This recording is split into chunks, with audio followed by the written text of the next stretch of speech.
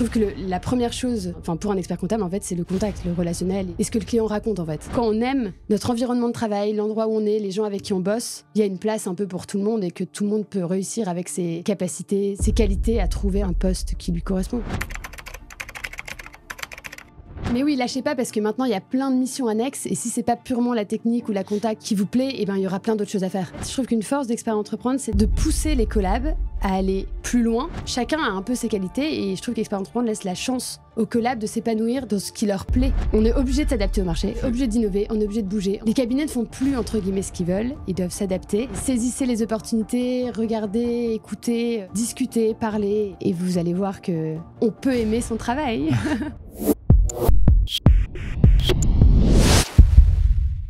Salut et bienvenue dans un nouvel épisode du podcast Counter. J'espère que vous allez bien aujourd'hui pour une nouvelle masterclass. Nous allons parler d'un job assez peu connu, assez nouveau, qu'on appelle l'onboarder, le welcomer, le customer success manager.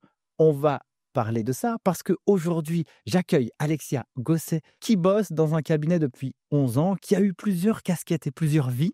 Elle est rentrée en tant que junior collaboratrice junior en cabinet. Elle a fini expert comptable manager avec une équipe. Mais aussi aujourd'hui, maintenant, elle fait un autre job chez Expert Entreprendre, qui est un cabinet de 120 collaborateurs à Paris et à Lyon, si ma mémoire est bonne. Et du coup, on va faire une masterclass sur à quel point un job assez peu connu apporte de la valeur conséquente à la fois aux clients, mais aussi au cabinet. Donc, sans plus attendre, prenez place et c'est parti. Salut Alexia. Salut Nicolas. Très heureux de t'accueillir dans le podcast Counter. Et je vais déjà commencer par une première question. Qu'est-ce qui t'a donné envie de devenir expert comptable ? C'était quoi cette folie qui t'a mené dans cette filière ? Alors, est-ce que ça m'a donné envie déjà ? C'est la première question. Non, déjà, j'ai toujours aimé les chiffres. Donc, je voulais une profession avec des chiffres. Et on va dire que c'est un peu mes parents qui m'ont mis là-dedans. Mon père est un peu là-dedans. Et ton père était comptable ? Il est DAF d'une boîte. Ok. Donc, il aimait les chiffres. Je pense qu'au final, il aurait aimé être expert comptable. Et surtout, il voulait que j'ai un métier avec un ordre pour pouvoir être à mon compte plus tard, pour pouvoir être plus flexible, avoir plus de... Il avait une projection de carrière, ça veut dire pour toi, où il s'est dit, il veut que tu puisses prendre tes propres responsabilités, mais est-ce que toi, tu en avais envie à cette époque ? C'est quoi la petite fille que tu étais ? Enfin, la petite fille, à 18 ans ou 17 ans, c'est peut-être pas une petite fille, mais en tout cas, c'était quoi ton état d'esprit à ce moment-là ? À ce moment-là, honnêtement, je savais pas du tout ce que je voulais faire. Enfin, si dans mes rêves, j'aurais aimé être actrice ou vendre des cookies, mais alors pas du tout faire de la compta. Mais j'étais plus sympa et du coup, j'ai suivi mes parents. En plus, c'était l'opportunité d'aller à Paris, donc, parce que moi, je viens du nord de la France. Et donc, je me suis un peu laissée guider comme ça. Je me suis dit, de toute façon, je ne sais pas vraiment ce que je veux faire. Il y a du boulot en compta, donc j'y vais. Et du coup, je suis arrivée à Paris à l'ENES, en première année. Au début, ça se passait bien. J'étais toute contente de découvrir Paris, donc je me laissais un peu porter par la ville, mes rencontres, mes amis. C'était sympa. Et plus ça avançait, plus je me disais, bon, oui, j'aime bien. Oui, je trouvais pas ça trop difficile au début, le DCG. Donc, je continue, mais est-ce que c'est vraiment ce qu'il me faut ? Est-ce que c'est vraiment ma passion, mon envie ? Et en DSCG, donc j'ai eu le DCG, j'ai continué le DSCG à l'ENES. Il fallait que je trouve un stage de 4 mois au début du DSCG. Et donc, je me souviens très bien, j'étais en coloc à l'époque et je me suis dit, bon, quitte à trouver un stage, autant que ce soit près de chez moi. Donc, j'ai tapé sur Internet, cabinet expertise comptable à moins d'1 kilomètre de chez moi. Ok, d'accord. Je me foulais pas. Et c'est comme ça que je suis tombée donc, dans le cabinet dans lequel je suis toujours, qui s'appelle Expert Entreprendre. Et j'ai fait mon stage et j'ai adoré. Franchement, le cabinet était chouette. Les clients étaient extra. Il y avait une ambiance... en fait, c'était complètement décorrélé de ce que j'apprenais à l'école. Ça, c'était quoi ? C'était en 2000 combien ? Alors, attends, j'ai eu mon bac en 2009. Ouais. J'ai passé mon DCG en 3 ans. Donc, première année de DCG, 4 ans, 2013. Ok. Et qu'est-ce qui a fait que, justement, tu as eu ce truc où tu te dis, ah, c'est génial, c'est top. En plus, pour une première expérience, qu'est-ce qui a fait, selon toi, dans ce cabinet, que ça a véhiculé ça chez toi ? Parce que quand on écoute un peu les bruits de couloir, c'est pas tout à fait toujours les mêmes histoires qu'on peut avoir auprès des collaborateurs qui peuvent commencer. C'est quoi un peu l'étincelle qui a fait que finalement ça a matché? Parce qu'en réalité, c'est ta seule expérience professionnelle, pas ta seule. Tu as fait plusieurs choses à l'intérieur, mais en tout cas, c'est le même cabinet. Oui. Je pense que déjà, ce qui était important, c'était le fit que j'avais avec les associés. On était une quarantaine à l'époque, on est 120 maintenant. Et du coup, on était proches, on l'est encore, mais on est proches des associés. Je trouvais qu'il y avait une certaine proximité entre les juniors et les associés. Ouais. Donc ça, j'ai trouvé ça agréable. Je voyais vraiment ce que faisait un expert comptable, en fait. Et Grégoire Devoma, qui est associé du cabinet, je me suis dit, en fait, il est expert comptable, mais je trouvais qu'il faisait plus commercial ou entrepreneur que expert comptable. Et ça, je trouve qu'à l'école, on ne l'apprend pas vraiment. Et en fait, lui, les chiffres, oui, il les voit, mais il est complètement au-dessus et il a une vue d'ensemble. Et son métier, je le trouvais assez passionnant. Et je me suis dit, ah oui, en fait, au début, ça donne pas forcément envie, mais quand on est au stade d'expert comptable, là, il y a un truc.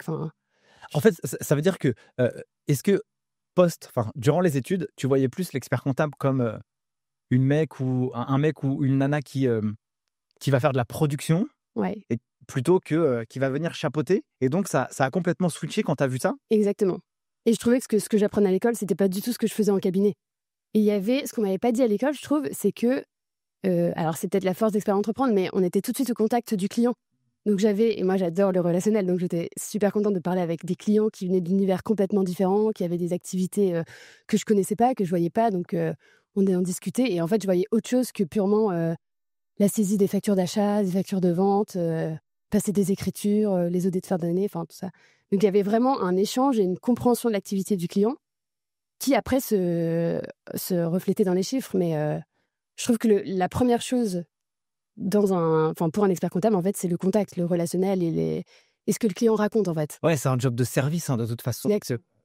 Et la prod, et maintenant, en plus, 10 ans plus tard, là, on n'est plus du tout dans la production, donc tant mieux. Raconte-nous un peu, parce que dans cette histoire chez Expert Entreprendre, tu as aussi plusieurs évolutions de job et de carrière, surtout que là, maintenant, tu es en train de faire un job qui est assez unique dans les cabinets. Et j'aimerais du coup qu'on comprenne déjà cette histoire que tu as vécue tout au long de ton parcours. Alors, je suis arrivée du coup en stage.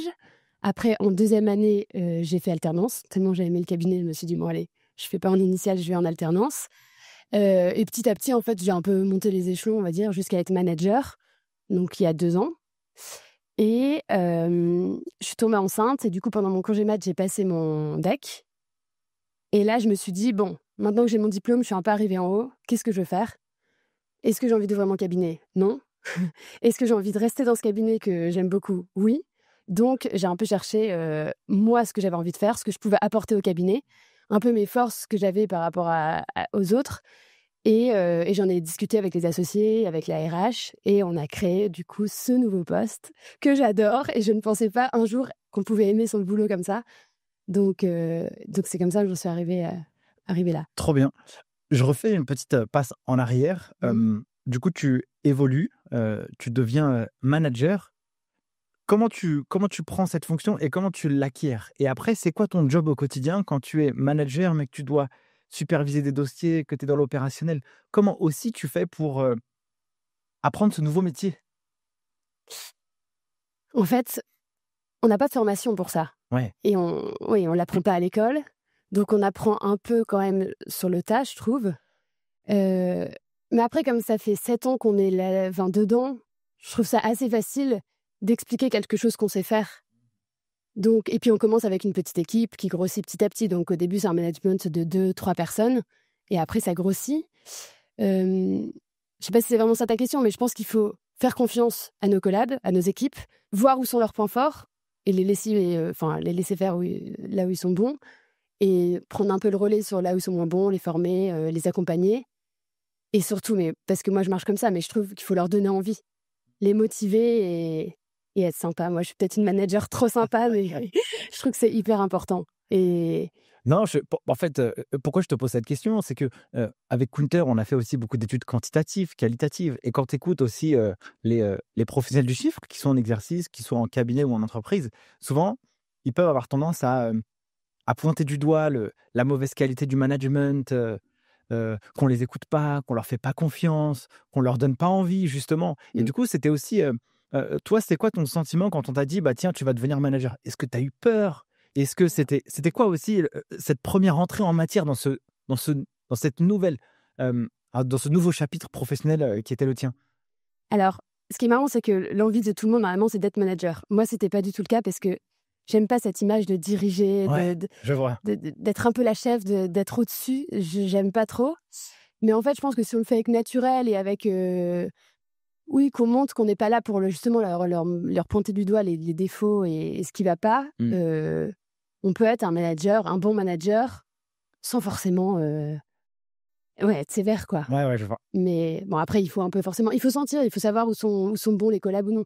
En fait, toi, tu as été aussi un peu à l'instinct, mais j'ai l'impression que c'est naturel chez toi. Oui, Tu vois? j'allais dire, En mode, ouais. tu es empathique, tu as envie que les gens ils te sentent bien, tu as envie de leur faire confiance, tu as envie de les faire progresser.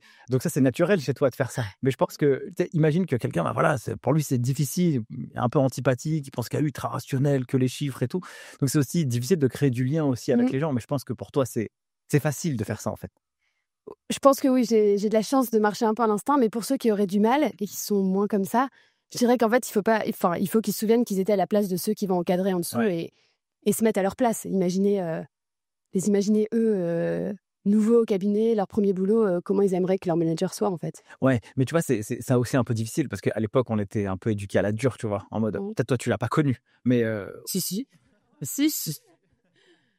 mais en mode, vas-y, on bosse, c'est comme ça, quoi. Tu vois? Tu vas travailler beaucoup et c'est normal, c'est dans la Mmh. culture, mais je pense qu'aussi les générations, elles ont changé aussi, Ouais tu vois? et je pense que c'est pas du tout la philosophie du cabinet, donc en fait, au final, si on est entouré d'équipes qui fonctionnent pas comme ça, nous, on peut pas être comme ça, sinon Ouais. on n'est plus en corrélation avec les valeurs du cabinet, on n'est plus, donc oui, il faut travailler, oui, on travaille chez Expert Entreprendre, oui, il y a du boulot, mais c'est dans un cadre, oui, sympa, d'empathie, on cherche à faire monter, en fait, les collabs et d'ailleurs, il y en a plein qui sont là depuis longtemps, hein. Je suis pas la seule à être là depuis 10 ans et heu et qui ont progressé et qui sont en train de passer leur deck Qu'est-ce qui a fait du coup, selon toi, que tu restes 10 ans dans ce cabinet et que finalement, tu ailles pas autre part pour aller, vivre une autre aventure? Qu'est-ce qui t'a fait rester ici? mmh.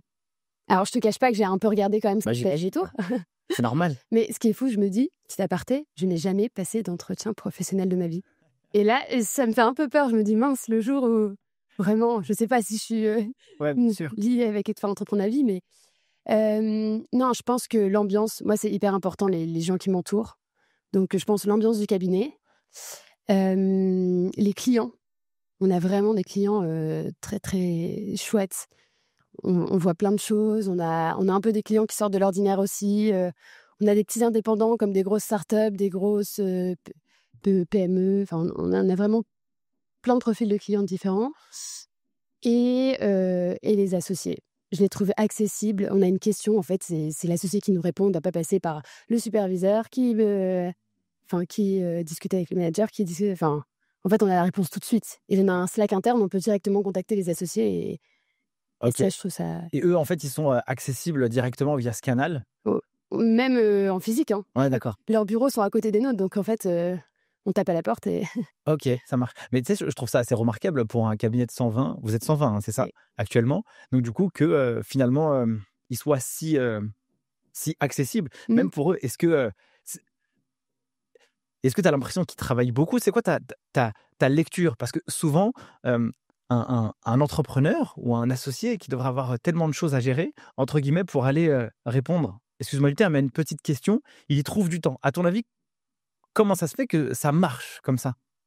Alors déjà, je pense qu'ils sont très bons dans les process qu'ils ont mis en place. OK. Donc il y a une question sur, enfin non, il y a 9 questions sur 10, on a la réponse avec nos outils internes, on a des tutos dans tous les sens, on a donc ça ils ont pris en main les questions des collabs qu'on pouvait avoir, puis au final, c'est un peu toujours les mêmes questions qui reviennent. Donc c'est-à-dire que vous avez une espèce de FAQ à l'interne, c'est quoi comme On outil que vous utilisez? on a un Slack, OK, Slack interne, plus on a un peu l'équivalent de Notion, où là-dessus on met, nos parcours de formation, nos tutos, OK. si un nouveau collaborateur arrive au cabinet, il y a un pack de nouvel arrivant, qu'est-ce qu'il doit faire, où est-ce qu'il va chercher telle info, comment il peut se former sur tel outil. Donc en fait, un nouveau qui arrive au cabinet n'est pas perdu. D'accord. Déjà, il peut discuter facilement avec, son équipe et ensuite il y a tout. Franchement, sur cet outil, il y a tout, donc c'est très pratique. Donc ça, je pense que ça enlève pas mal de questions déjà pour les associés et après, je pense que pour les associés, c'est important de connaître les personnes avec qui ils bossent et donc ça leur fait plaisir aussi d'avoir un peu un échange, de connaître leurs salariés. Et ils ont raison, je pense. Je partage complètement ce point de vue, hein, tu vois. Je trouve ça ouf, mais c'est bien aussi de pouvoir scaler un peu les demandes récurrentes. Comme elles sont récurrentes, bah, du coup, si tu es toujours interpellé par la même question, ça devient inutile, en fait. Mmh. Autant la documenter pour que finalement, elle soit accessible à tous. OK. Exact. Et c'est valable pour eux et pour moi aussi, par exemple, dans mon nouveau boulot. Parce que quand je me rends compte que les clients posent tout le temps la même question, bah, hop, je mets en place un tuto et je leur envoie directement ce tuto après notre échange. Hyper clair. Donc, tu as fait toute cette expérience, tu pars en congé maternité. Mmh. C'est quoi ta logique quand tu vas revenir? Je reprends mon job. Là, tu as fait quand même un petit audit interne en disant bah, c'est bon, j'ai validé mon deck. J'ai envie de créer mon cabinet. Non, ou en tout cas pas encore. Mmh. Qu'est-ce que j'ai envie de faire? Alors, du coup, comment tu arrives pour prendre un autre sujet sous ta responsabilité? Et comment tu arrives à te Déjà, ce motiver que j'ai aussi? fait en parallèle aussi pendant mon congé mat, j'ai fait un parcours je sais plus comment on appelle ça, de chance, Ah oui, pour savoir, ça s'appelait même pas CAP. Et pour savoir un peu si je devais complètement changer, en fait. ah, tu t'es posé des questions quand même. Ah oui, Ouais. parce qu'il y a plein d'autres métiers qui me donnent un peu envie. Oui, parce que tu as parlé des cookies au début de J'ai parlé l'épisode. des cookies. Non, mais j'ai plein d'envies, mais après, concrètement, ce qui me va, bon, bref. Donc, grâce à ce parcours, en fait, ils m'ont fait réaliser qu'il y avait plein d'avantages que j'avais dans ce cabinet que je ne retrouverais pas forcément ailleurs. Ça, c'est la première chose. Donc, je me suis dit, OK, il y a quelque chose à jouer dans ce cabinet. Ensuite, j'avais quand même fait 8 ans d'expertise comptable, donc il fallait quand même que... Enfin, si je pouvais avoir un nouveau boulot avec ce diplôme qui me serve, Ça, c'est toujours un plus. c'est clair. Et du coup, on a un peu cherché mes qualités. Et donc, c'est comme ça qu'on est arrivé à ce nouveau travail. Et, et oui, en fait, ce qui en est sorti, c'est que j'avais un très bon relationnel et que je marchais vachement... Et c'est marrant pour l'anecdote. Enfin, bon, je le dis, mais ouais. Ça me fait penser à ça. Fin août, donc je suis revenue de vacances et je suis rentrée une semaine plus tôt que tout le monde. Donc je suis arrivée au bureau, il y avait personne, c'était vide, tout le monde était encore en vacances. Et là, j'ai eu un coup de déprime. Je me suis dit, mais en fait, J'ai la fougue. j'ai la fougue. Envie. Et puis, il n'y a personne, c'est triste. Ouais. Et la semaine suivante, tout le monde est revenu. J'avais des rendez-vous avec les clients. Et en 2 jours, ça y est, je me suis dit, ah ouais, ça y est. En fait, Ok. je me sens mieux, je suis à ma place, je suis contente. Et c'était vraiment donc je me suis dit, ah oui, le relationnel, pour moi, est vachement important. Ouais, ça te Je nourrit, fais en jamais de fait. télétravail, par exemple. Ok. J'aime pas ça. Ouais, ça me nourrit. Ok, je vois bien. Donc, je savais que le relationnel, pour moi, c'était important. Plus, j'aime bien donner un sens à mon travail, avoir du sens dans ce que je fais. Donc, et aider les autres. Et je trouve qu'en ayant ce nouveau poste, du coup, on peut dire que je suis onboarder. Enfin, je suis l'onboarding des clients. Et ben, en fait, je vois plein de clients différents qui ont des questions. Et je suis là pour les aider, les guider, les accompagner. Et je trouve ça vachement valorisant, utile. Je vois qu'il y a un vrai impact sur mon boulot et je suis contente de voir que les clients sont contents derrière, que je les aide vraiment. Et la troisième qualité que j'avais, je pense, qui fait que ce boulot me convient, c'est que je connaissais tout l'écosystème d'Expert Entreprendre. Je connais aussi bien les salariés, les collabs, les nouveaux, que les associés, que les projets en cours, que les ambitions. Enfin, je connais bien mon environnement, quoi, mon univers de travail. On est sur un job assez nouveau, onboarding client, onboarder, welcomer ou customer care, je ne sais pas comment on pourrait le dire, customer success. Ça fait 1 an, je n'ai toujours pas trouvé mon nom, donc... En tout cas, si on pourrait résumer dans des mots français, quelle est la finalité de ton job? Tu vois? Pour qu'on puisse comprendre. Alors, ce que je trouve hyper intéressant, c'est que on a utilisé tes qualités pour finalement créer un job sur mesure qui répond à un besoin spécifique dans une entreprise. Donc, en gros, on te met au bon endroit, pour la bonne fonction, à la bonne personne qui va apporter quelque chose utile pour l'entreprise en général. Donc ça, je pense que déjà, c'est une petite masterclass pour tous les entrepreneurs de pouvoir mettre les bonnes personnes à la bonne place. Ça, déjà, c'est important. Sous réserve qu'on peut le faire aussi, que ça a de la valeur. Est-ce qu'on pourrait résumer déjà ce job? Et j'aimerais aussi qu'on puisse comprendre, au jour numéro 1, c'était quoi la vision et comment tu as mis les choses en place justement pour fluidifier l'intégration des clients dans le cabinet et puis scaler un peu, tu vois, toutes ces opérations pour que ça puisse être fluide aussi pour tout le monde. Ouais, Ok, en gros, ouais. t'as 2 heures, quoi. En gros, comment j'ai commencé, où j'en suis 1 an Ouais, après. exactement. J'ai commencé de nulle part. J'avais pas de formation onboarding, j'avais pas de formation... Je fais aussi de la com à côté, donc communication, tout ça, c'était nouveau. Non, je me suis lancée directement avec les rendez-vous, les premiers rendez-vous clients. Et en fait, je me suis vite rendu compte au bout d'un mois que c'était un peu toujours les mêmes questions liées à la création de la société. Si c'est une reprise de société, c'est un peu les mêmes questions aussi. Comment marche le cabinet? En fait, j'avais cette facilité de connaître bien le cabinet et mon métier, parce que des rendez-vous clients, j'en ai fait plein avant quand j'étais manager. Donc ça, je savais faire, ça me faisait pas peur. Et oui, une fois qu'en fait j'ai compris ce qu'attendaient les clients de notre rendez-vous, quels étaient leurs besoins, et j'ai mis en place des tutos, des mails types. Je travaille aussi avec quelqu'un qui s'occupe plus des mandats, par exemple, faire la lettre de mission, signer les mandats de prélèvement. Et pour ceux qui ne connaissent pas du tout, si on pourrait prendre un cas d'usage très précis avec, je sais pas, une typologie d'entrepreneur, peut-être un petit entrepreneur, je ne sais pas, quand il rentre ou qui prend le premier contact avec vous, qu'est-ce qui lui arrive après? C'est quoi toutes les étapes par lesquelles il va passer? Ok, je te raconte concrètement comment ça se passe. Exactement. Okay. Donc c'est un premier client qui a entendu parler du cabinet. Donc soit il passe directement par un associé. Parce que c'est lui qui a fait le deal, Voilà, par exemple. Okay. Donc l'associé le voit en amont souvent, le nouveau client. Et ensuite, l'associé me dit, c'est bon, go Alexia, il est OK pour travailler avec nous, pour venir chez nous, donc tu peux le onboarder. Donc on a un mail type. Dès qu'il y a un client qui rentre dans le cabinet, il va passer par toi. Tu vas être le point de contact du cabinet. Exactement. Okay. Parce qu'après, c'est moi qui l'affecte dans la bonne équipe. On a plusieurs équipes de managers au cabinet, on est une dizaine d'équipes. Donc en fonction du profil client, et ça je trouve ça aussi génial, ça veut dire que j'analyse un peu le client, je vois avec quelle équipe il pourrait matcher, et je l'affecte dans la bonne équipe. Alors après, il faut que l'équipe ait des disponibilités, que ça réponde aussi.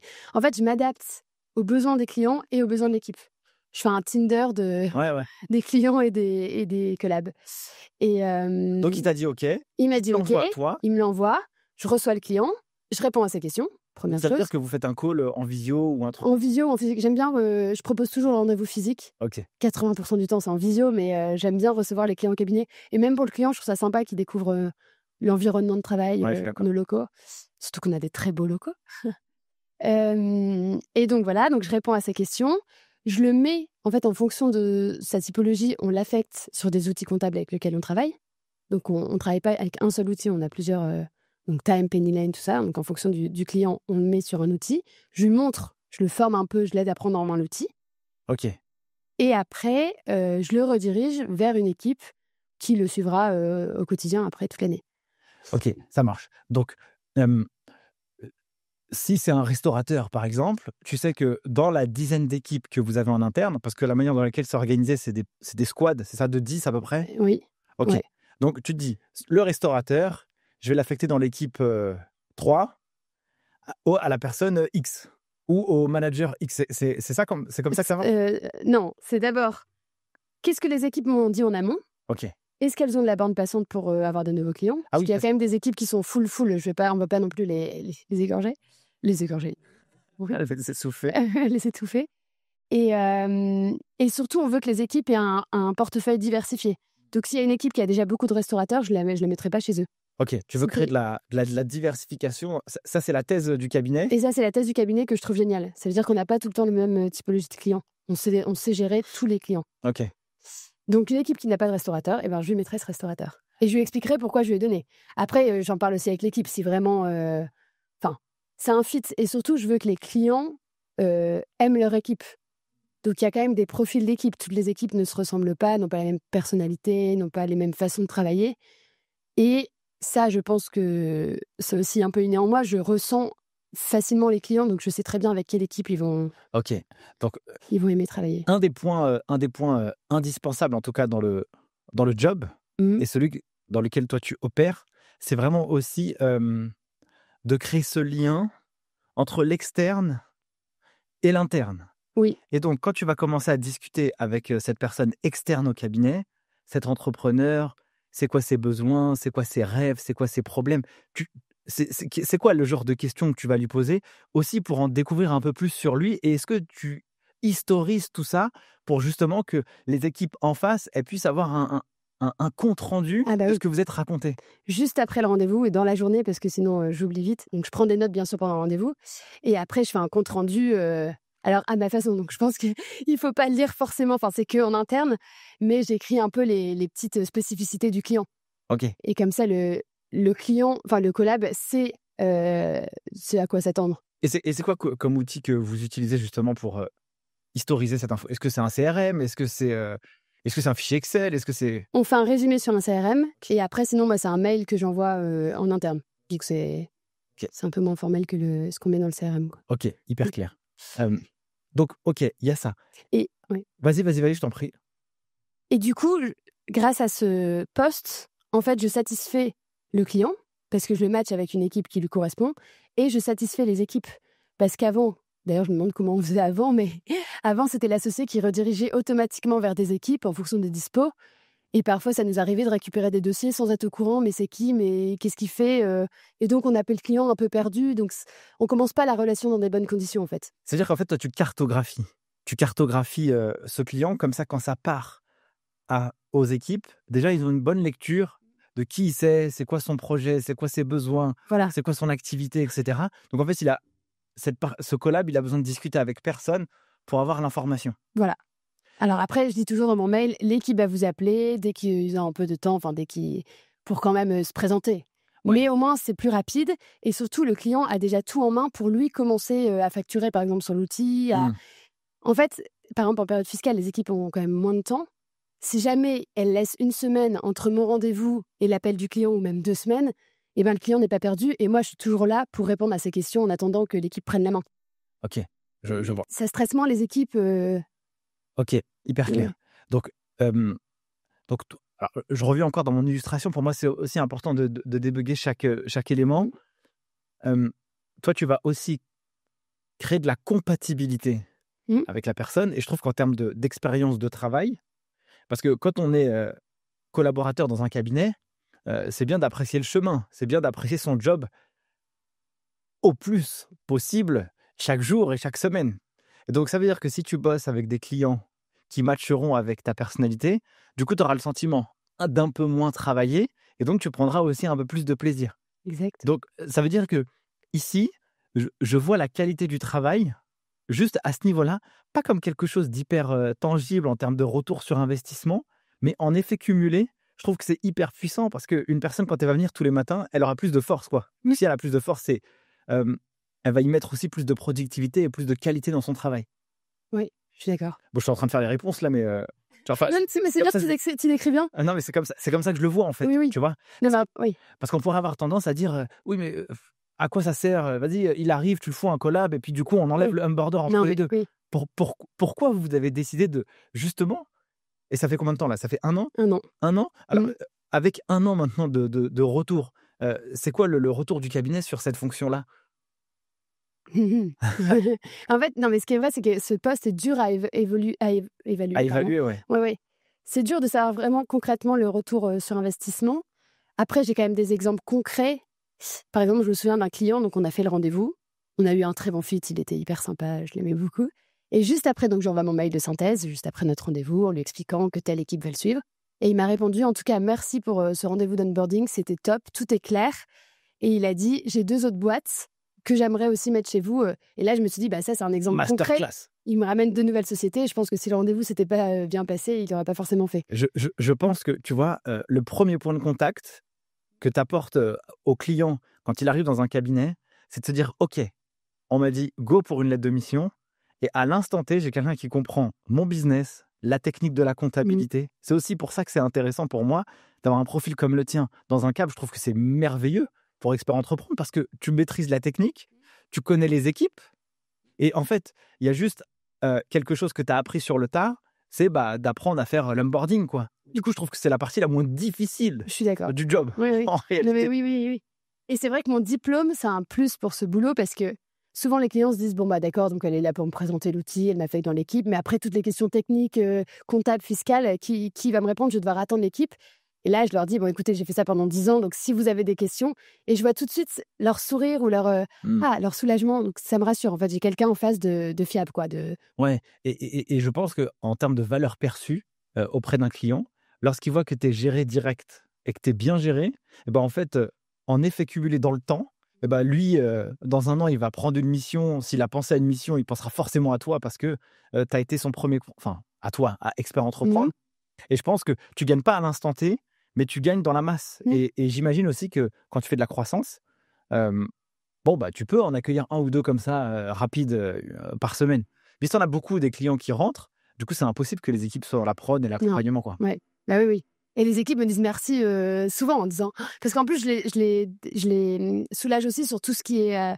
tous les mandats signés, la création des comptes impôts Gouv, tout ça, c'est un peu casse-pied quand on est collab. C'est une perte de temps, on doit attendre 15 jours le courrier de code d'activation des impôts. Et donc là-dessus, je leur fais gagner un temps fou aussi. Quand ils récupèrent le dossier, ils ont déjà tout en main pour travailler. Oui, en fait, toi, tu leur facilites la vie pour que, d'un point de vue production, il n'ait pas de friction. Donc, Voilà. en fait, c'est ça, en Et fait. qu'ils aient déjà les bonnes méthodes de travail d'expert entreprendre. Ok. Je les mets direct sur la bonne voie, plutôt qu'en fait, ils fassent à leur sauce et puis on revienne dessus un mois après en disant « Ah bah non, en fait, c'est une perte de temps, en fait. » Je les mets tout de suite dans le mood expert entreprendre. Ok, je vois, hyper clair. Tout à l'heure, tu as employé le mot où tu as dit ah, purée, mais j'ai... comment on a pu faire autrement avant? Ouais. Euh, Et je me pose toujours la question. ouais. En fait, j'ai l'impression que c'était il y a tellement longtemps, alors que ça fait qu'1 an. Mais oui, maintenant, ça me paraît indispensable d'avoir ce poste dans un cabinet d'expertise comptable. Pour les clients, pour les collabs, pour les associés, pour tout le monde, en fait. Est-ce que toi, tu utilises des outils pour toi, justement pour te faciliter la vie? Parce que tu vois, impôts.gouv, le code que tu reçois au bout de 15 jours, comment tu arrives à te rappeler que client A, B, C, D, E, et je dois cadencer pour envoyer la bonne information au bon moment? On a le logiciel, on travaille avec Monday. Donc là-dessus, on a un suivi de tous nos clients, que l'onboarding. Allez, hein, déjà de Ouais, lui. non, c'est pas mal. Ok. Et du coup, je vois quand est-ce qu'on a envoyé le courrier. Et donc, j'ai une petite alerte au bout de 15 jours. Attention, il nous a toujours pas répondu. On relance le client. Alors, je travaille avec quelqu'un qui le fait aussi. C'est pas moi qui fais forcément ça, mais du coup, on a vraiment un tableau de suivi qu'on suit tous les deux pour pas oublier justement ce code d'activation ou les petites choses. Et même, alors là, j'ai pas encore trouvé l'outil, mais il faut que je m'en occupe. J'aimerais bien, peut-être 6 mois après avoir vu les clients, leur envoyer un petit email en demandant si tout se passe bien, s'ils sont contents de leur équipe. Alors, je le fais un peu comme ça à l'instinct, Ouais. mais il faudrait vraiment que j'ai un vrai suivi pour être sûr que les clients soient contents. Parce qu'en fait, c'est juste une histoire de matching avec l'équipe. Je les affecte dans une autre équipe et voilà. Et leurs problèmes peuvent être réglés plutôt qu'en fait, ils nous disent rien pendant 1 an, puis au bout d'1 an, bon, bah, bye. Ok. Donc, une fois que le client il est parti directement dans les mains du collab, Mmh. est-ce que toi, tu peux intervenir justement au cours de la mission? Là, tu viens de dire, j'aimerais bien leur envoyer un message dans 6 mois pour savoir comment ça se passe. Mais c'est quoi la relation entre ce client que tu as vu au début et puis après, dans la vie du client?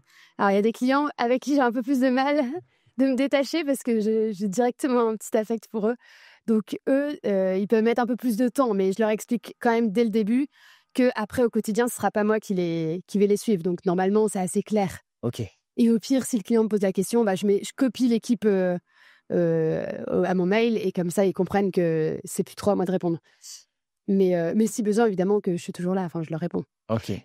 Et après, ce que j'ai pas dit aussi, je m'occupe pas mal aussi des migrations, donc des clients qui étaient déjà dans le cabinet et qui migrent sur les nouveaux outils comptables qu'on utilise. Ok. Et donc ça peut prendre aussi un peu de temps. Ah, hyper Et intéressant. là, je soulage aussi pas mal les équipes parce qu'en fait, ils n'ont pas forcément le temps d'expliquer aux clients qui vont passer sur tel outil, comment il faut faire. Parce que pour eux, ça les change complètement. Alors, je sais pas si... Non, c'est hyper intéressant ce que tu dis. Ça veut dire que si on prend un cas d'usage, tu aurais un client qui n'utilise pas d'outil et tu vas le faire passer sur un outil, ou alors il était sur un outil, il veut dans un autre. Alors, souvent, le client n'utilisait pas d'outil. Nous, on avait notre outil... je sais pas si je peux citer les noms, mais... Tous les noms que tu as. C'est vrai. Donc, nous, il y a plein de clients qui étaient sur Quadra, Ok. qu'on migre, par exemple, sur Time ou Penny Lane. Ok. Et donc, il y a un certain process de migration que les équipes n'ont pas forcément le temps de gérer. Et donc là, on les soulage là-dessus. Ok. D'ailleurs, Récupérer toutes leurs factures. si vous voulez tous vous former à Time et Penny Lane, vous avez la Counter Academy en description de la vidéo. Vous pouvez y aller naturellement. Et puis, vous aurez Cégide aussi par la suite. Ou alors, vous pouvez venir chez... Ou alors, vous pouvez aller travailler directement chez... On forme aussi. Même on a animé la semaine dernière, on était chez Time pour une formation. Et là, jeudi, on va chez Penny Lane pour une autre formation. Trop bien. Pour tous les nouveaux qui sont arrivés génial. en septembre. Donc, ça veut dire que...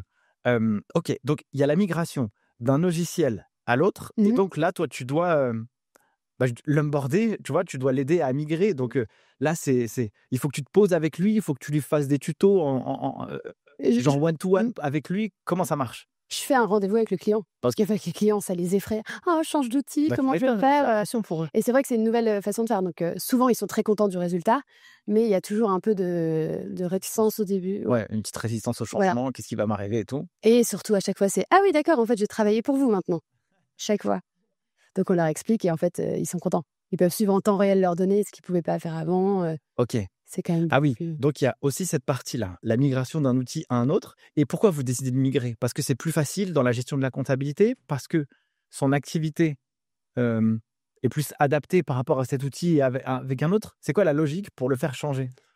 parce que je pense que c'est un gain de temps pour le cabinet et un gain de temps et une satisfaction pour le client.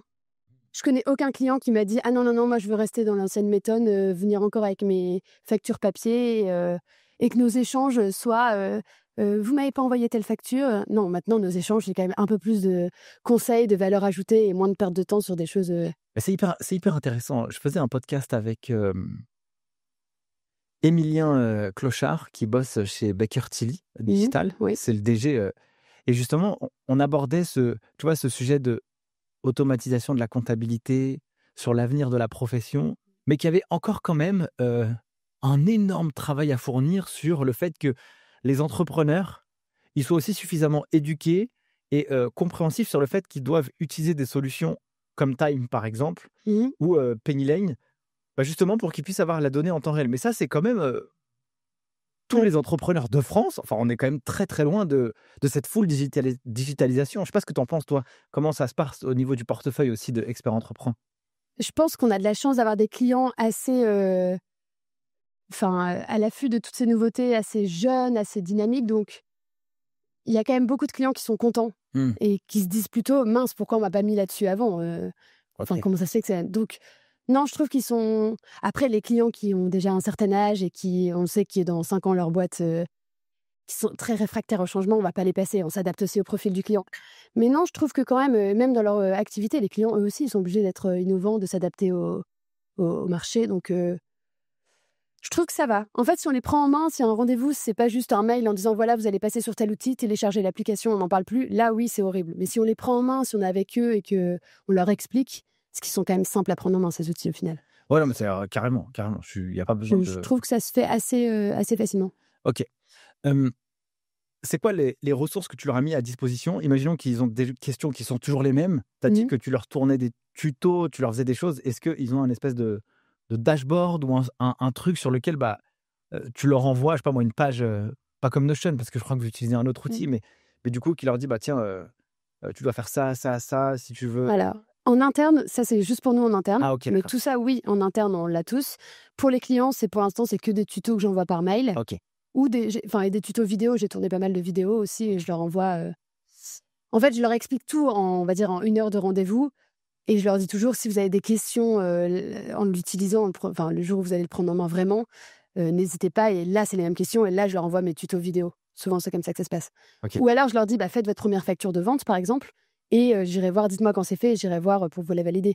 Une fois que la première facture est faite, après, Ah ouais, après ça déroule. ça déroule. Ouais. OK, super clair. Hem, est-ce que, les équipes en interne, du coup, ils t'ont remonté des feedbacks justement pour améliorer la qualité de l'onboarding? Et comment vous avez co-construit ça ensemble? Et toi aussi, comment tu t'es positionné pour, créer et architecturer, ce job? Parce que j'ai l'impression que tu es une personne aux ressources aussi pour les équipes Mmh. et pour le client. Oui. Oui, bah, les équipes me font sans cesse un feedback. En fait, comme je les connais, c'est ça l'avantage, c'est qu'elles ont pas peur de me dire, ce qu'elles pensent de mon onboarding ou ce que leur disent les clients derrière. Donc oui, dès qu'elles me font une remarque, moi je la prends en compte et je l'applique après, par exemple dans le mail de synthèse que je fais aux équipes après mon rendez-vous, donc j'explique un peu le profil du client. Je me souviens qu'il y a un collègue qui m'avait dit: «Attends, tu peux nous dire aussi quel régime de TVA ils ont, je sais plus ce que c'était, bon, quel est le type de la forme juridique évidemment, mais un peu des petites choses qui eux leur est utile, alors que OK. moi je pensais que c'était pas forcément utile, donc ça je leur ajoute. Je leur dis, c'est un peu ça les feedbacks. Sinon c'est sur la forme eux, ils voient un peu les erreurs que font les clients après sur l'outil, OK. donc là aussi, je le prends en compte dans mon onboarding et je leur dis: «Attention», je sais maintenant les erreurs après 1 an en fait, Ouais, ouais, ça va. Non, mais je trouve ça hyper intéressant parce que du coup, sur toute cette friction qu'un collab peut avoir, je trouve ça hyper chiant de devoir, Attends, moi, je vois bien, tu fais gaffe, faut pas faire comme ça, mais il faut faire comme ça. Hem, du coup, si quelqu'un peut te décharger de ces petites frictions et qu'il puisse, régler les problèmes au fur et à mesure, ce qui fait que ça donne une clarté et donc ton travail, il est moins compliqué et donc s'il est moins compliqué, tu vas apporter, déjà tu vas produire plus vite et si tu produis plus vite, bah, soit tu pourras être plus cool à la fin de la journée ou alors tu pourras en prendre plus de clients Ouais, ou alors tu pourras avoir plus de valeur sur ce client-là. exact. Surtout ça, moi, je dirais surtout le troisième. Bah, je suis Le complètement but, c'est d'accord d'avoir avec plus toi. de valeur sur le client. Exactement. Est-ce que toi, tu interviens aussi dans, augmenter le panier moyen, trouver des missions additionnelles? Tu vois, il est rentré par un canal, mais en fait, au niveau du questionnement que tu as avec, le client, tu dis: «Ah bah tiens, en fait, ça peut-être que ça pourrait être une mission de conseil qu'on pourrait lui apporter». Mmh. Aussi, qu'est-ce que tu as pu découvrir et qu'est-ce qui a pu émerger de cette partie-là? Bah, oui, en échangeant avec le client, en fait, dans ces questions, j'arrive tout de suite à cibler et à sentir quelle mission on peut lui apporter nous. Et souvent, en fait, le client ne sait pas qu'un cabinet peut le faire. Ah bah, c'est clair. Et du coup, oui, en fait, on travaille avec pas mal de partenaires. On est bien entouré chez Expert Entreprendre et du coup, je peux facilement les rediriger. Je leur dis, voilà, on travaille avec telle personne, vous n'êtes pas obligé de la suivre, bien sûr, mais en tout cas, si vous voulez de l'aide là-dessus, X peut le faire. Ou alors, nous, en interne, par exemple, on a un service juridique. Mmh. Donc, tout ce qui est questions juridiques, on peut s'en occuper. On a un service social, les fiches de paie, tout ça. Dès qu'ils ont une question un peu en dehors de la comptabilité, je leur dis, mais attendez, nous, maintenant, les cabinets d'expertise comptable peuvent le faire aussi. Donc oui, c'est comme ça que j'apporte un peu de valeur ajoutée de mission aux clients, quoi, oui, Ouais, au ouais, cabinet. je vois bien. Parce que si tu fais bien la compta, après toutes ces missions additionnelles, ce sera facile à vendre, en fait. Mmh. Ouais. En réalité, parce que la seule chose à laquelle enfin, le client, quand il va penser à quelqu'un, il va penser à son expert comptable direct. Mmh. Mmh. Et un membre de mon équipe m'a raconté une étude. Alors, je crois que c'était ça l'étude. Ah, il ne faut pas que je dise de bêtises. Bon, je vais quand même le dire, après je vérifierai si c'est pas une bêtise ou pas. Quand les clients, ils ont un problème ou une demande ou une crainte, leur premier interlocuteur privilégié dans le monde administratif, comptable, financier, juridique, bref, c'est l'expert comptable. Par contre, seulement 30% sont satisfaits. Donc je crois que c'était ça. Le premier interlocuteur, c'est: on va aller voir l'expert comptable. Par OK. contre, une fois qu'on est dedans, sur certaines missions, bah, du coup, le taux de satisfaction, il va aussi beaucoup baisser. Et je trouve que si tu apportes une valeur vraiment incroyable sur la partie compta, eh bah, la satisfaction va être forte et Mmh. donc forcément, il va venir acheter tes missions additionnelles. Mais du coup, il faut que toi aussi, tu sois en capacité de pouvoir le rediriger vers les bonnes personnes. Voilà. D'où l'intérêt aussi de, tu vois, tu as ce diplôme d'expertise comptable qui te permet de comprendre tout, comme tu l'as fait pendant 10 piges, enfin, je sais pas combien de temps, enfin, Oui, si, c'est ça. et bah, du coup, pour toi, c'est beaucoup plus facile et les gens, ils te feront aussi plus confiance. Et c'est pour ça qu'on a choisi aussi de s'entourer d'experts parce qu'on ne peut pas être bon partout. Et donc, quand c'est vraiment une mission spécifique qu'on ne sait pas gérer, ben, on s'entoure de bonnes personnes, de bons profils et comme ça, on est sûr que le client soit entre de bonnes mains. Et ça me fait penser, alors je vais encore citer un outil, mais là, on commence à travailler avec GetBob, je ne sais pas si OK. tu connais, qui lui, justement, a pour but d'apporter des missions annexes au Ah oui, cabinet oui, je sais d'expertise bien c'est comptable. qui, ouais. Et donc, on va mettre en place des supports pour des missions externes au cabinet. Et ça a l'air vraiment bien, en tout cas. Oui, oui, alors je vois bien qui c'est son fondateur, il est trop sympa Ouais. et je connais pas la solution, précisément, mais En tout cas, on est en train de travailler là-dessus, donc je pense que ça peut être un plus. et bah, tu vois, je quand c'était le congrès, Ouais. le fondateur de GetBob, bah, discutait avec, C'est Jérôme Delaveau. exactement, voilà, Mmh. exactement et avec, Arnaud aussi, Mmh. et ils discutaient tous les 2. Bah, du coup, j'étais en train de discuter avec tous les 3, donc je comprends aussi que voilà, il y avait peut-être, ces discussions en amont. Hyper clair. Il t'apporte quoi ce job à toi? Je suis contente d'aller travailler. Et rien que ça, se lever le matin et dire: «Je suis contente», franchement, je trouve que c'est incroyable. Et ce que je dis toujours, bon, n'écoutez pas les associés, mais je pense que franchement, je pourrais aller travailler sans être payée tellement je suis contente de ce que je fais. Ah, c'est ouf. Et c'est où, et je ne pensais pas dire ça un jour dans ce milieu-là, parce que quand même, ce que j'ai pas dit, c'est qu'au lycée, j'avais fait un entretien, un test de personnalité. Mes parents voulaient déjà que j'aille en expertise comptable et l'ADEME avait dit: «Alors, faut pas qu'elle fasse de l'expertise comptable, faut plutôt qu'elle aille en com ou événementiel». Et là, je me retrouve à faire, parce que je fais aussi de la communication dans le cabinet. je me retrouve à faire un peu ça dans un milieu d'expertise comptable. Donc c'est assez marrant de se dire que après 10 ans dans un domaine qu'on pense fermé, purement comptable, rigoureux, technique, je me retrouve à faire un boulot qui me correspond en fait. Et je pensais pas ça. Donc je pense que quand on aime notre environnement de travail, l'endroit où on est, les gens avec qui on bosse, il y a une place un peu pour tout le monde et que tout le monde peut réussir avec ses capacités, ses qualités à trouver un poste qui lui correspond. Euh, pour moi, ça, c'est une masterclass et c'est aussi un bon message à apporter aussi à d'autres personnes qui nous écoutent, de se dire, il n'y a pas qu'une voie dans l'expertise comptable, on le dit souvent, les opportunités sont multiples. Alors, il y a les opportunités techniques, audit, RSE, bon bref, tout le tralala, mais aussi il y a cette double compétence qu'on peut avoir. Là, en fait, tu as l'illustration parfaite. Tu as bossé dans la production pendant très longtemps. Tu as fait du management dans cet écosystème. Tu maîtrises bien les enjeux à la fois des clients et des collabs parce que tu as travaillé dans les deux parties. Et aujourd'hui, tu peux mettre une zone de génie, cette zone-là, au service de la profession. Alors, ça pourrait être, tu parles de la communication, l'onboarding, ça pourrait être même la communication financière dans certaines entreprises. Et je trouve que c'est hyper important. Le support, ça pourrait être même demain, je sais pas moi, le produit, tu vois, encore parce que tu maîtrises ça. Et je pense que c'est aussi un bon message pour ceux qui disent, mince, j'ai plus envie de faire ça, ça m'intéresse plus. Tu vois, il y a quand même autre chose. Et là, tu vois, j'ai l'impression que quand tu parles de ton job, il y a un truc qui est différent, quoi. Ah oui. Si tu m'avais interviewé il y a 3 ans, je pense que j'aurais pas eu la même satisfaction. Mais oui, les jeunes là qui se lancent, qui se disent un peu, par exemple, ceux en DCG, qui se disent un peu, oh là là, qu'est-ce que je fais là ? Ouais. En fait, il y a du boulot. Il y a plein de nouvelles choses qui se mettent en place maintenant dans les cabinets. C'est plus du tout ce qu'on apprend à l'école, franchement. Alors, ça fait 10 ans que je suis pas allée à l'école, j'imagine qu'ils changent un peu leur formation, mais en fait, oui, ne lâchez pas parce qu'il y a... Non, Enfin, c'est pas... Allez chez Counter, ils changent leur... Mais oui, lâchez pas parce que maintenant, il y a plein de missions annexes et si c'est pas purement la technique ou la compta qui vous plaît, eh ben, il y aura plein d'autres choses à faire. Et même si par exemple un jeune fait de la compta et après il veut monter sa boîte, en fait, il connaîtra. Enfin, on apprend tellement de choses quand on est expert comptable. On a un recul sur la boîte. On est médecin de... On dit toujours, mais c'est vrai, on est médecin de nos clients. Donc, oui, il faut pas qu'ils lâchent et il y aura un poste qui va leur correspondre à bout. Ouais. Et... Je pense que c'est intéressant de se dire d'une filière experte, tu peux aussi en créer d'autres métiers. T'en es l'illustration. Moi aussi, j'en suis l'illustration.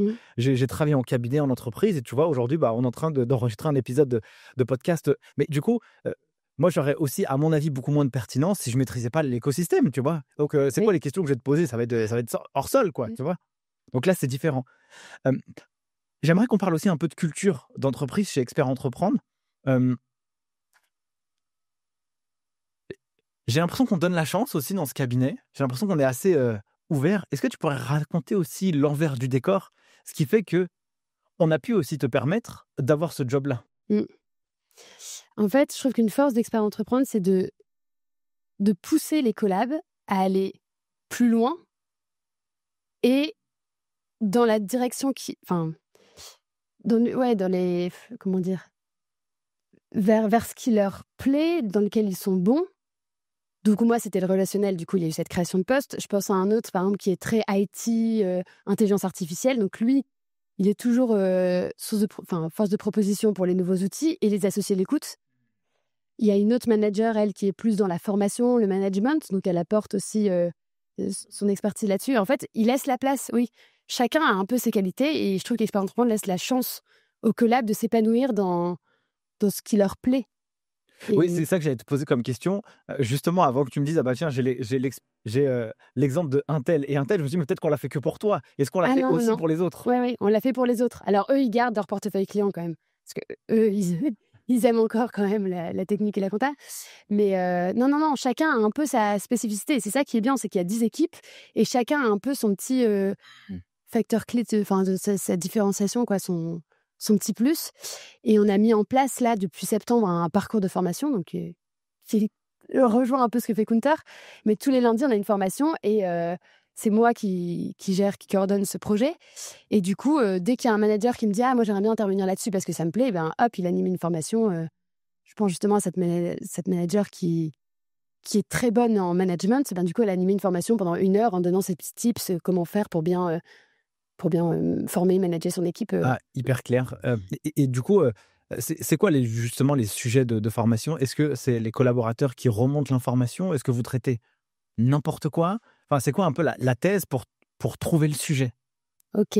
Alors c'est pas n'importe quoi, mais oui. Non, mais Non, entre en guillemets, tout cas, c'est pas une formation pure, un peu comme ce qu'on apprend à l'école. ouais, Le but, c'est d'ouvrir les collabs à autre chose, enfin leur ouvrir l'esprit aux actualités, aux nouveautés, ouais. on fait appel aussi à des gens extérieurs qui viennent raconter un peu ce qu'ils font, leur boulot. Ça mixe un peu la formation en interne, parce qu'il faut quand même que les collabs, soient bien formés et on fait appel aussi à des intervenants extérieurs pour l'actualité, en fait. Ben, on a reçu, par exemple, Siblum Avocat, que tu avais reçu aussi dans Et ton OK. podcast, donc oui. Et pour l'instant, on a des bons retours des collabs. Enfin, on va faire un point là à Noël, mais a priori, ça plaît. Hyper intéressant. Et comment ça se passe? Alors, à quoi ressemble une journée de travail pour toi? Et ben, c'est ce que j'adore, c'est jamais pareil. Ça change, je sais jamais ce qui m'attend la semaine suivante. Donc, si, il y a toujours, on va dire, au moins 5 rendez-vous onboarding ou migration client, minimum par semaine. Et après, bah, il y a on travaille, enfin, il y a les partenariats, il y a la communication. Moi, je suis pas du tout formée là-dessus, donc faire un post LinkedIn ou on est en train d'ouvrir un compte Instagram aussi. Ah, trop Mais en chouette. fait, ça prend du temps. Ah oui? Quand on n'est pas formé là-dessus, ça prend du temps. Donc, il y a tout ce qui est communication. Il y a aussi, bah, du coup, ce parcours, donc ça s'appelle EE Academy. Donc, Mmh. il faut trouver les intervenants, les appeler, discuter un peu pour voir quel sujet ils veulent aborder. Euh, il y a, enfin, et après, il y a un peu des choses qui sortent de l'ordinaire, comme aujourd'hui. Et merci, parce que Avec plaisir. c'était un peu un de mes rêves, ouais, d'enregistrer un podcast. Non, c'est ça qui me plaît, c'est que c'est pas monotone. Comment tu te projettes là, sur, les mois à venir et les années à venir? Est-ce que, j'ai l'impression que tu as puisé un espèce de réservoir en toi, donc là, je te sens, à la fois épanoui, mais aussi à la fois comblé, mais, comment tu vois un peu les choses, demain?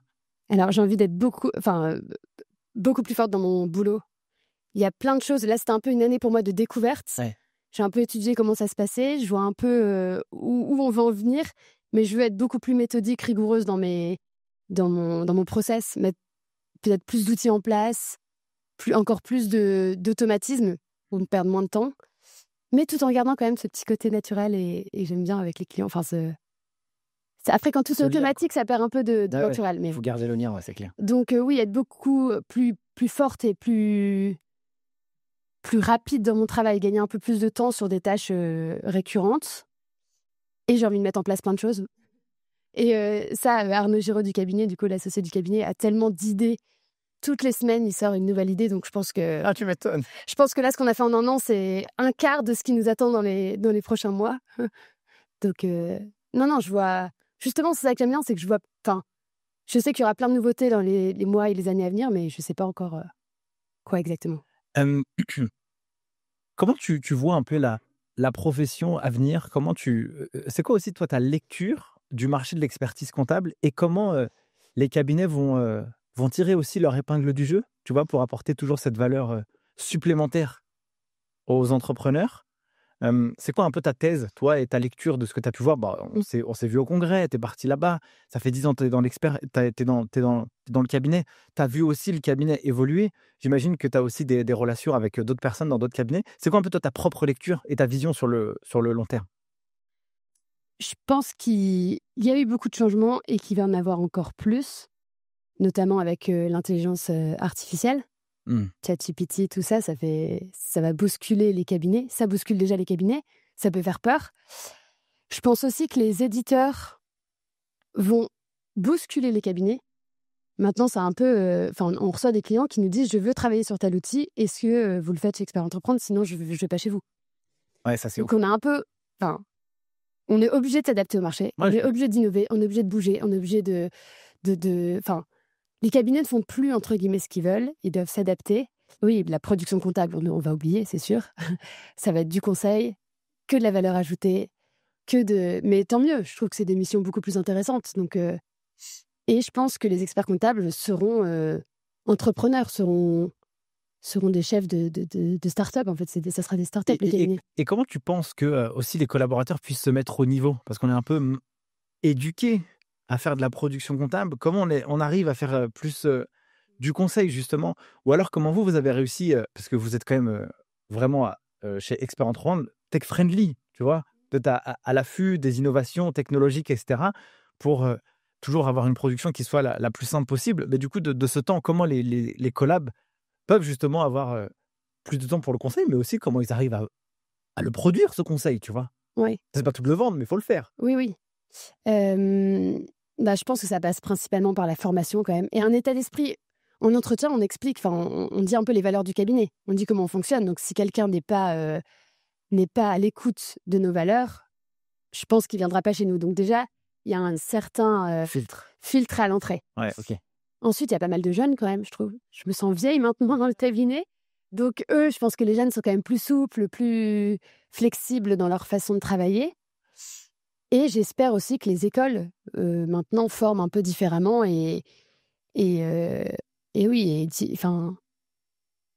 ouais, Ouais, aident les collabs là-dessus. Enfin, les guides, bah là, j'ai une alternante qui travaille avec moi. Elle m'a dit qu'en fait, elle avait déjà testé Penny Lane à l'école, Time. Donc, je pense quand même j'espère qu'il y a un petit changement des écoles là-dessus. Et après, de toute façon, il y aura beaucoup moins de technique. On va plus apprendre à passer une ED de 606.3 à carrément. 0 machin, enfin fournisseur. Mais donc oui, je pense que ça passe par la formation, par dès le début comment en fait, on parle du onboarding client, mais il y a aussi le onboarding collab qui est important. Et donc c'est comme ça et après les managers ont un rôle aussi et les associés. Carrément, carrément. Hyper clair. Et comment on apprend? Bah, en fait, en allant nous, ce qui est sympa chez Expert Entreprendre, c'est que le junior qui est arrivé, dès le début, moi, je me souviens, j'allais au rendez-vous bilan avec mon manager. Alors, ça me stressait au début, je me disais «Oh» et je parlais pas forcément, mais rien qu'écouter et voir un peu la finalité du travail, T'infuses un peu ce qui voilà, se passe. on sent, on voit un peu comment ça se passe et on apprend comme ça. Yes, il y a pas de toute façon, il y a pas mieux que d'être plongé aussi dans le grand bain Mmh. et cette curiosité va faire que, bah, si tu as envie d'apprendre, bah, tu vas y arriver au fur et à mesure, mais du coup, il faut avoir cette culture. C'est quoi les grandes valeurs, en tout cas, chez Expert Entreprendre? Bonne question. En Qu'est-ce tout cas, qui ou alors, si je pourrais reformuler ma question, quelle est toi, là ou les grandes valeurs que toi tu perçois? Je dis pas celles qu'elles sont ouais. écrites, mais toi ce que tu ressens, en tout cas, chez Expert Entreprendre, où là tu dis: «Voilà, notre singularité ou une de nos singularités, c'est ça, nous on fait ça». Alors je dis, c'est peut-être pas une singularité, mais en tout cas c'est ce qu'on fait. Alors je sais pas si c'est des valeurs, mais je dirais déjà l'authenticité. Ouais, Je trouve qu'on est vrai, naturel. S'il y a quelque chose carrément. qui va pas, on le dit chez Expert Ouais. Entreprendre. On n'y va pas par des pincettes, on est assez direct, donc ça et ce que j'aime bien et 2, je dirais que la grande, singularité, c'est qu'on pousse les collabs à être experts comptables, en fait, à être entrepreneurs. On leur montre directement un peu la finalité du travail, Mmh. où ça les mène et on les laisse pas dans leur, petite, paperasse, à leur production comptable, ils ont une ouverture d'esprit, ils voient déjà où on veut en venir, en fait, dans leur boulot. Donc ça, je pense que c'est un peu les points forts du cabinet. Mais Je sais pas si c'est d'ailleurs, des c'est dans le valeurs? nom, hein, tu vois? Expert Entreprendre, il y a quand même entreprendre dans le nom du C'est vrai, cabinet, c'est vrai. tu vois? Donc j'ai quand même la sensation que, tu vois, quand je discute avec Arnaud, bon, bah, tu vois, ça dépote, quoi, ça fuse, il a plein d'idées et tout, donc c'est Faut le canaliser parfois, mais il a vraiment ouais, il a beaucoup d'idées. mais c'est incroyable. OK, écoute, c'est parfait. On arrive déjà à la fin de cet épisode, ma chère Alexia. Oh. C'était un vrai plaisir pour moi. J'ai une question assez, traditionnelle à la fin de chaque épisode. C'est, qu'est-ce que la vie t'a apprise que tu pourrais partager à nos auditeurs qui nous écoutent? Ça peut être un truc pro, perso, mais en tout cas, voilà quelque chose qui t'a: «Ah et ça tu pourrais le partager». Bah, je dirais non, mais c'est un peu cliché de dire Non, ça, ouais, il mais faut y aller. saisissez les chances, en fait. Ne vous braquez pas dès qu'un truc va pas. Si vous vous sentez bien là où vous êtes, il y aura toujours enfin, moi, c'est un peu ce que je retiens, mais il y aura toujours quelque chose, une place pour vous, en fait. Et saisissez les opportunités, regardez, écoutez, discutez, parlez et vous allez voir qu'on peut aimer son travail.